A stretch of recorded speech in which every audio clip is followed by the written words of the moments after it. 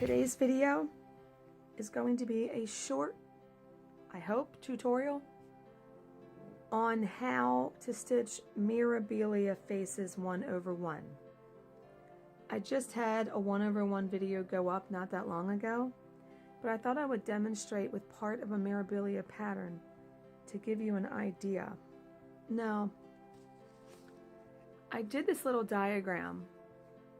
2 strands over 2 looks like this. 1x. Now for each x that you would do 2 over 2, if you're going to do the same x 1/1, you're basically going to do 4 stitches per 1x, if that makes sense. So instead of doing 1 stitch like you do in 2 over 2, you're going to do 4 smaller stitches in that same area. So basically 4 times the amount of stitches for however big the face is.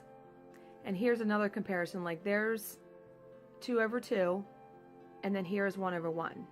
So I have a copy of the face from Mirabilia's Feather Fairy, and I thought I would show you this area right here. I'm going to stitch it 1/1 on camera. And the reason why I picked this spot is because of these stitches in particular here at the edges, where it looks like the stitches don't cover the whole square. So when you would have a fractional stitch, like let's say, you know, this does not look like it's the whole square because this is her nose. So for this one right here, I would stitch 3 stitches. I would stitch just like this, and I'll show you. And then this one down here, no, I'm sorry, that's wrong. For this one right here, I would do this one up here, 1, 2, and 3. And then for this one down here is when I would do this, 1, 2, and 3. I wouldn't do that 4th stitch in either one of those squares. So when you do the back stitch, it looks like the shape of her nose. So let me try to get you in here a little closer, and I am going to not talk during this part and just speed it up a little bit so you can see me doing the stitching.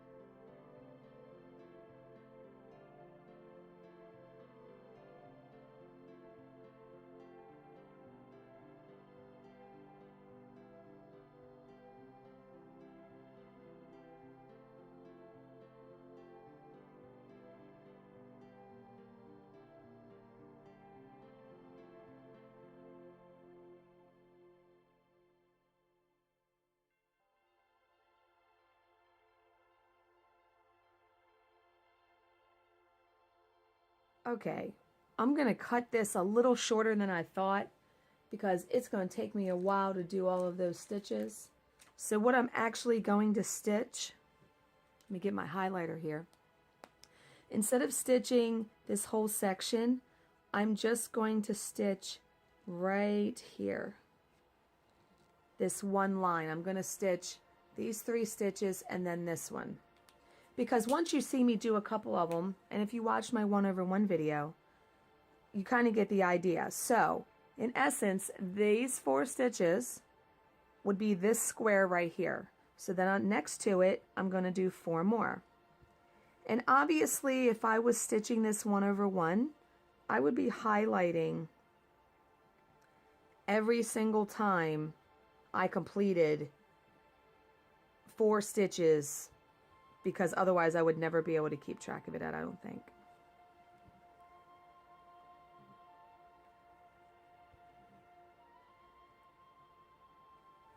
Yeah, I don't know why I thought stitching all of that would be a good idea. It would take me forever to sit here and do that on camera. You'll get the idea.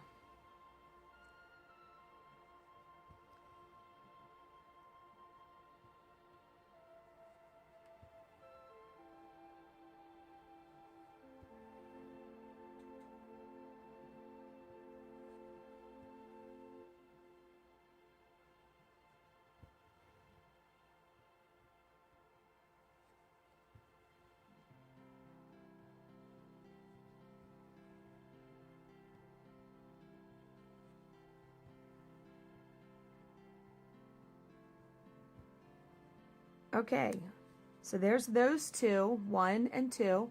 Now I'm going to do what I said about I'm just going to do 3 stitches. So I'm going to do the top stitch,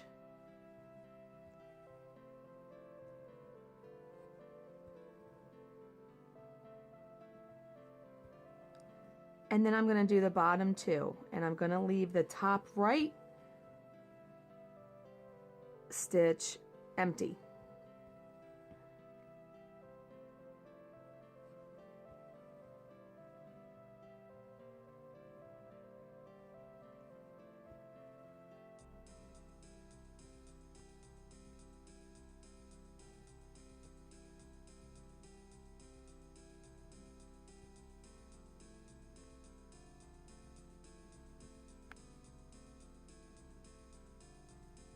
Okay, so there's that row right there, those 3 stitches.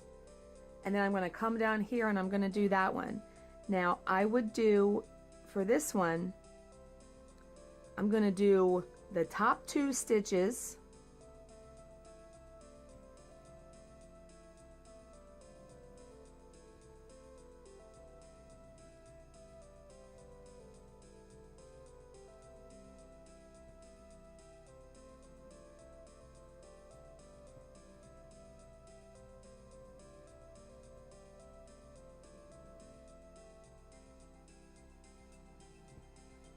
and then 1 on the bottom.